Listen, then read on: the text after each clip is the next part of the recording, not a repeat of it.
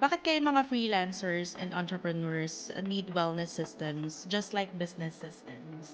Yes, because number one, we play a lot of roles, right? For you, apart from being a businesswoman, you're also a mom. Yeah. So yung energy natin is really all around, right? You have to take care of yourself, you have to perform your role as a parent, right? And kung ano man po yung profession or the entrepreneur that you are, very important yan because we always set a particular goal sa bawat area ng life natin. Okay, may it be in your business, career, or yeah, number one in health. However, yung minsan nakakalimutan nga natin because of yung pagka-busy natin, yung health natin, which is actually the foundation.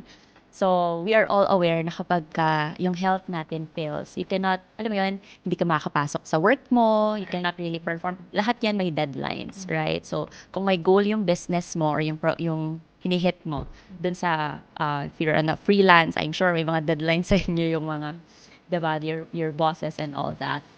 Our deadlines needs a certain level of energy. And before that, certain energy and yung pagkaroon ng sharp thinking be placed doon sa everyday activities natin. Vital talaga siya para mag-produce yung output.